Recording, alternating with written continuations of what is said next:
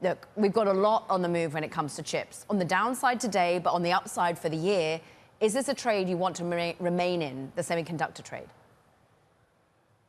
Seeing today, Caroline, and I'll just, toss a shout out to your prior guest because I think he framed the story of the sector so perfectly. But what you're seeing is, a trade that's stuck in rarefied air right now. I mean, the AI trade has been one of the big stories of 2024. And unfortunately, what that means is that when the AI story hits a bump, which to be clear, I don't think it's hitting a bump today, but there are some changes underfoot clearly from what we saw in Broadcom earnings. When the AI trade changes or hits a bump, then you could see some of these steeper pullbacks just because the sector has done so well. So right now, this is what we're warning clients about, right? Obviously, the AI story is quite encouraging. We're excited to see where AI goes in the coming years. But at the same time, tech is the most overvalued sector in the market. So even though there are a lot of promising signs, we're urging clients to, think about balance in their portfolios and reallocating into more unloved sectors. Okay, so before we get into going outside of tech more broadly into unloved, within tech, is there a way of reorientating? Many have talked about getting out of semiconductors into software, but has that trade actually already occurred? Have you missed that boat? Well, if you're an AI investor, if you're all about the AI story, I think you need to start looking at the picks and shovels. And I think many people are doing that. That's why chipmakers have had such an amazing year. But I think it's even time to look outside of chipmakers there. Looking at the companies that could utilize AI in their day-to-day operations, for example.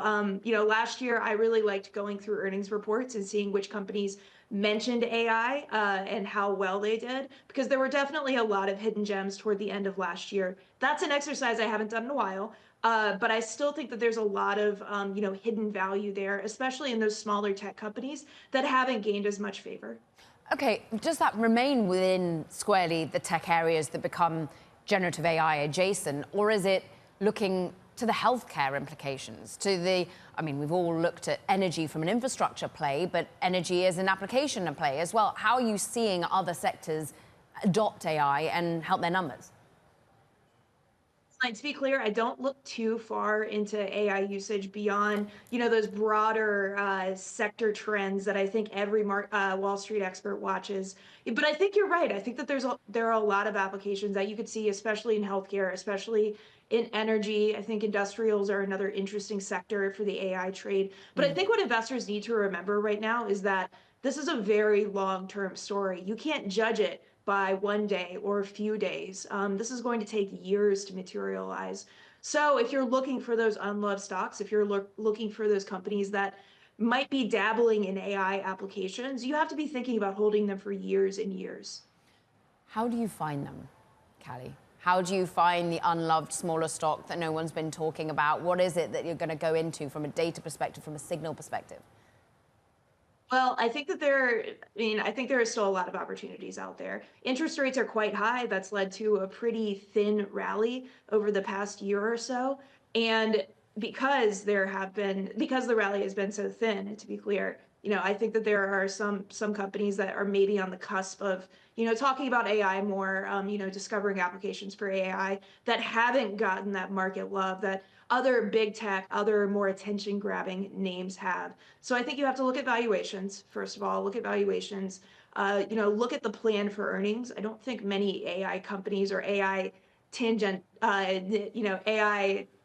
companies are, seeing earnings come from, AI applications. This is still a very early story, but I think right now, if you are a long-term investor, you can look at valuations. You can look at, revenue signals that we've seen in NVIDIA and Broadcom, for example, and see if there are those early signs of uptake. Even management commentary, I think you can find some pretty valuable things there, but that requires having to, really parse through earnings reports and listening to these earnings calls. It takes a lot of work.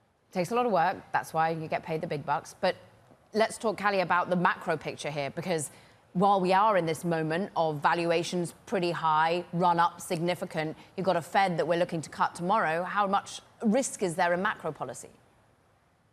I think there's a lot of risk at the moment. And, right now, I still feel quite encouraged by the economy. The economy has been incredibly resilient over the past few years. But the risk I see, Caroline, is the fact that we're leaning into this tech versus everything else trade again in the month of December. But, you still have a Fed that isn't hasn't been quite clear about where they will go into 2025. And we're about to get a lot of detail around that tomorrow when the Fed releases its decision. And more importantly, Jay Powell comes out and holds his 45-minute press conference. I mean, this is a Fed chair that loves to talk about scenarios going into the future. And I think markets and Wall Street are overestimating, where inflation could be, how high rates could go, because there still are signals of weakness in the job market.